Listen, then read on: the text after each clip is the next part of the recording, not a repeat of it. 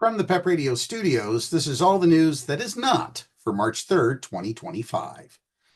President Donald Trump is due to announce Monday that chip giant Taiwan Semiconductor Manufacturing Company plans to invest $100 billion in the United States, according to a person who was not allowed to talk about the matter publicly.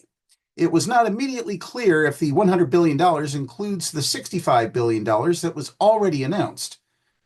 Taiwan Semiconductor Manufacturing confirmed its chief executive officer plans to meet with Trump on Monday, but did not offer any details. Not to be outdone, PepsiCo has announced that it will be offering an even larger chip from Doritos. One nacho cheese or Cool Ranch chip per bag will be sufficient, according to the press release, as each chip will weigh approximately 5 pounds. How those will help computer manufacturing remains unclear, but it will certainly make for some festive parties. And now this news that isn't from Washington.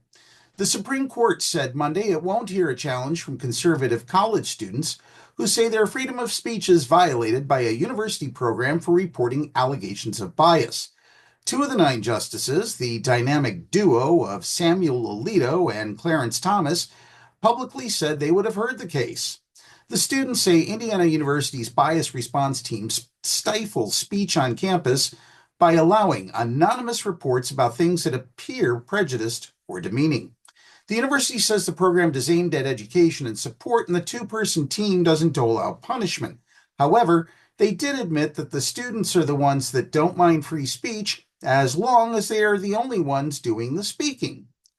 The unnamed students are represented by the group Speech First, which says 450 universities have similar programs, and they're attacking all of them. The group has filed multiple similar lawsuits and come to settlements ending programs in Michigan, Texas, and Florida. For a group so worried about free speech, they sure don't seem to have any trouble shutting down free speech.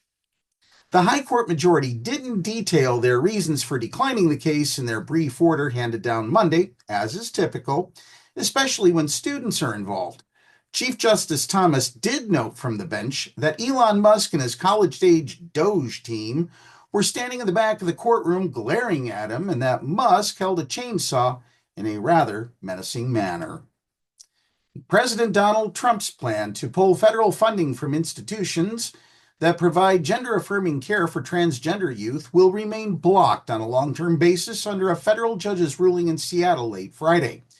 U.S. District Court Judge Lauren King previously granted a 2-week restraining order after the Democratic Attorneys General of Washington, Oregon, and Minnesota sued the Trump administration.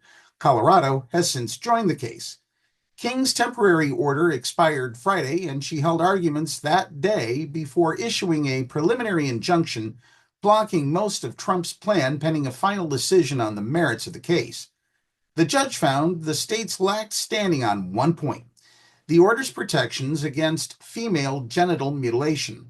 Female genital mutilation is already illegal in the 4 states that are part of the lawsuit, and the judge said the record is bereft of any evidence that the plaintiffs plan to perform such procedures.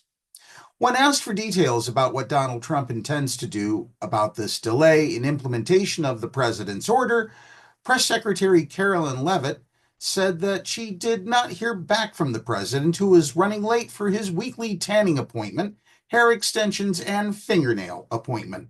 The president had to reschedule those appointments twice already this week due to a rather terse argument held at the Oval Office about whether leaders of other countries should be allowed to wear T-shirts while visiting the White House.